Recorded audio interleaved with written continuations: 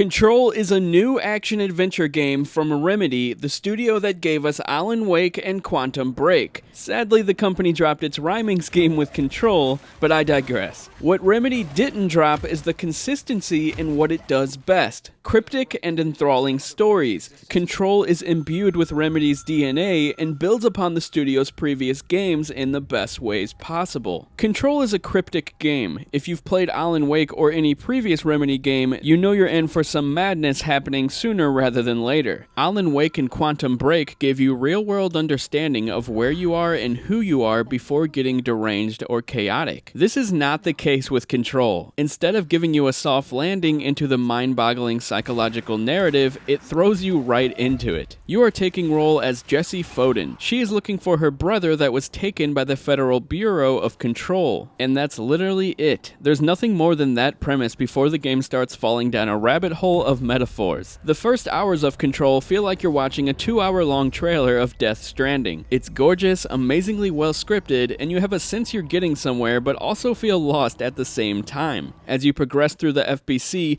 you'll soon discover things aren't normal, and that is how you're thrust into this adventure. There is a lockdown in the building. There's an entity called the Hiss wreaking havoc inside. You have to deal with that while also looking for your brother. Throughout this, the game slowly feeds you hints and reveals its plot in pretty unique ways. Describing Control is no easy task. Remedy has a history of delivering powerful moments that look and feel cinematic. This is amplified and refined in Control. The way Jessie finds out more about the FBC is through conversations with its staff. Most of the time, these conversations add valuable information that helps you see through all the enigmatic events going on within the Bureau. During these scenes, you can hear Jessie's thoughts, which most of the time match your own question-riddled mind. In many scenes, you would believe you're playing an interactive movie written by Christopher Nolan. In others, you'll feel like it's an episode of The Twilight Zone. Control slowly delves into its many short stories that piece together what the Bureau is and what your role in it is. These short stories are found all around in the form of audio logs, notes, and files, all collectibles that serve a greater purpose. The real enjoyment of Control is making sense of the world around you. The setting in its own is a story being told. The FBC is so much more than meets the eye, and puzzling it together keeps you coming back for more. Every time I thought I had everything figured out, the game would throw a curveball and my theories would start back at square one. Like its storytelling, the gameplay in Control is stellar. Remedy aimed high here. Jessie and the abilities she unlocks during the game truly make her feel invincible. Yet, you can't be trigger happy in this game. Even though your telekinetic abilities and gun can help you quickly eradicate hordes of soldiers, it doesn't mean a miscalculated pressing of a wrong button can't cause your demise. Health here is crucial. It doesn't simply regenerate with time, and the only way to get it back is collecting drops from fallen enemies, or making it to a fast travel location. Jessie unlocks her abilities by finding OOPs, objects of power. She can also upgrade her gun via in-game currency and upgrade modules that are scattered around the FBC. This part of Control is not cryptic. It's your run-of-the-mill upgrade system. Upgrading abilities, guns, modifiers, or even yourself is an easy task with an intuitive interface. In general, the gameplay is a blast. Control has a really creative combat system with interesting abilities, and it feels like a natural evolution for Remedy. The level design of Control is superb, from shape-shifting rooms to incredible open areas to explore. The FBC building is level design at its best. Everything is interconnected. Even though there are plenty of different environments, all feel cohesively together and harmonized. Its ever-changing and evolving landscape bends and connects, giving the impression the building is more than just a mere structure. Each corridor and room is filled with details that add up and work as individual pieces of a giant puzzle. However, my biggest gripe with Control is navigating. The map is not nearly intuitive or polished as the rest of the game. It also wouldn't load half the time I was playing, but I'm sure that'll be fixed with a day one patch. Because the game is a Metroidvania, you'll constantly be exploring. During this time, you'll have to use your map a lot, but the game doesn't really give you a lot of information on where you're supposed to go. It just gives you a general area, so finding your way there is half the battle. And sometimes it could be annoying when you're trying to figure out where to go, and enemies would constantly respawn. Loading times are also kind of rough. It's not very painful if you're just exploring, but if you die in a boss battle, you'll have to wait for a lengthy loading screen that nears up to 10 seconds every time. I got stuck at a boss, had to wait for the load screen, and then backtrack my way to the boss so I could fight him again. All of that combined is kind of tedious. Aside from this, I also observed some minor texture popping, but nothing game-breaking or detrimental to the whole visual experience. So yes, describing Control is a hard task indeed, but an even harder task is creating such a magnificently delivered world that feels alive from the very beginning until the very end. I absolutely love that the narrative feeds you enough information to keep you theorizing and thinking about what might happen. Control deliberately gives you puzzle pieces and enigmatic happenings so you can understand there's a bigger picture, but it is delivered in such a way that you even doubt the existence of the picture itself. It asks how far the rabbit hole goes, and it makes you wonder if there's even a rabbit hole or if the concept of the hole is possible in reality.